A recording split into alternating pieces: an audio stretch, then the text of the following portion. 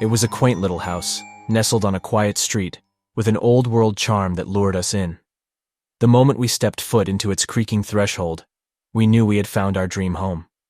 Little did we know that this dream would soon turn into a haunting nightmare. As parents, my spouse Sarah and I were thrilled to provide a new home for our family. Our daughter Emma was just 4 years old, full of innocence and wonder. She seemed to adjust well to our new abode, curiously exploring every nook and cranny with her tiny fingers. But it wasn't long before we noticed something strange. Emma would spend hours talking to someone, her animated conversations filled with giggles and excitement. Curiosity piqued, I decided to eavesdrop one day, only to be chilled to the bone by her words. "I like playing with the old man, Daddy. He tells me stories and shows me pictures," she said, her eyes alight with an otherworldly glow. My heart skipped a beat. Who could she possibly be talking about? We were the only occupants of this house, or so we thought. Concerned, I probed further. "Emma, sweetie, who is this old man you're talking to?" "He's the one who built this house a long, long time ago. His name is Mr. Oswald," she replied matter-of-factly, as if conversing with ghosts was a perfectly ordinary thing. Stifling a shudder, I assured myself that it was just an overactive imagination, a figment of a child's innocent play. But as days turned into weeks, Emma's interactions with the ghostly Mr. Oswald grew more frequent, and the house began to reveal its darker secrets. Each morning, we would wake up outside the house, our slumber interrupted by the inexplicable force that expelled us from our own home. The once cozy rooms felt icy cold, as if the walls were whispering ancient tales of sorrow and despair. Shadows danced menacingly in the corners, and an eerie silence hung heavily in the air. The house's unsettling atmosphere took its toll on Sarah and me. The constant unease made it difficult to sleep, and the shadows seemed to loom larger with each passing day. We tried our best to ignore the peculiar happenings, dismissing them as mere coincidences or tricks of the mind. One evening, unable to bear the growing fear any longer, Sarah confided in me. Her voice trembled as she recounted the incidents that had been plaguing her. "John, there's something deeply wrong with this house. I can't explain it, but it's suffocating. I feel as though we're being watched, as if there's a darkness that's seeped into our lives."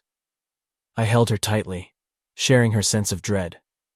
Together, we resolved to find answers and put an end to the haunting that had engulfed our once idyllic home. As I delved into the history of the house, I discovered the truth behind Mr. Oswald and his connection to our home. He was an elderly man who had built the house in the 1920s with love and dedication.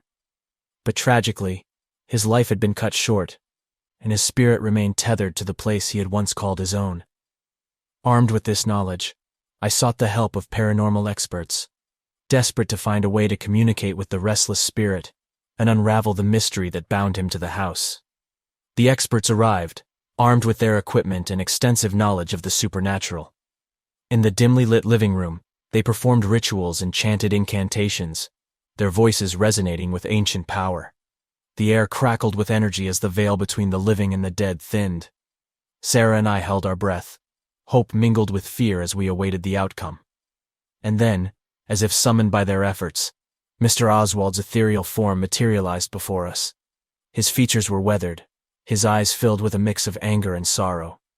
It was a bittersweet moment, seeing the face of the spirit that had haunted our lives. With a voice that carried both anguish and fury, Mr. Oswald addressed us. "Why have you intruded upon my domain? This house belongs to me." Trembling, I mustered the courage to speak. "We didn't know, Mr. Oswald. We didn't mean to disturb your peace. We only seek a safe home for our family." The spirit's eyes flickered with a hint of recognition, his anger slowly giving way to a flicker of understanding. "You speak the truth," he whispered, his voice filled with a melancholic longing. "I have watched countless families come and go, and their presence has always filled me with bitterness.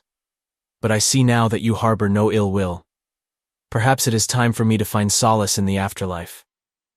A mix of relief and sadness washed over me. The spirit before us had been trapped in a realm of discontent, his anguish manifesting as disturbances in our lives. It was our inadvertent intrusion that had unsettled him, and it was only through understanding and compassion that we could find resolution. Days turned into weeks of painstaking communication, As Sarah, Emma, and I listened to Mr. Oswald's stories, his regrets, and unfulfilled dreams, we discovered that his spirit had remained attached to the house, unable to let go of the memories and the love he had poured into its very foundation. Together, we formed a bond with the spirit of Mr. Oswald. We learned to coexist, to respect his presence, and to offer solace to his tormented soul. As we delved deeper into his past, we uncovered forgotten photographs and journals, relics of a bygone era that spoke of a life once lived. It was during one such exploration that Emma, her innocent gaze fixated on a faded photograph, spoke words that echoed through the room. "Mr. Oswald, I promise to take care of this house. I promise to cherish it like you did. But please, let my family stay here too. We need a home." Tears welled up in my eyes as I witnessed the depth of my daughter's compassion. In that moment, I realized that the key to our salvation lay not just in appeasing Mr. Oswald's spirit, but also in healing his wounded heart. Through Emma's innocence and unwavering love, we were able to help Mr. Oswald find the closure he desperately sought. We performed rituals to release his spirit from its earthly shackles, bidding him farewell as he finally found peace. In the days that followed, the house underwent a transformation. The atmosphere shifted, and the once chilling presence was replaced by warmth and tranquility. The shadows that had haunted us retreated, giving way to the gentle embrace of sunlight that filtered through the windows.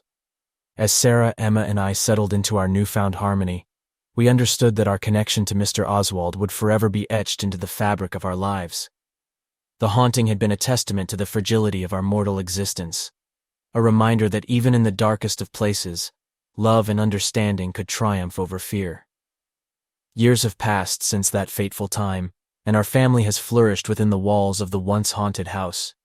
Emma, now a young woman, often reminisces about her conversations with Mr. Oswald, the bond they shared transcending the boundaries of the living and the dead. And sometimes, in the quiet stillness of the night, I swear I catch a glimpse of a wistful smile on Mr. Oswald's face, as if he's watching over us, grateful for the love and compassion we brought into his haunted home. If you like my stories, please support me by clicking on the like button and subscribing to my channel.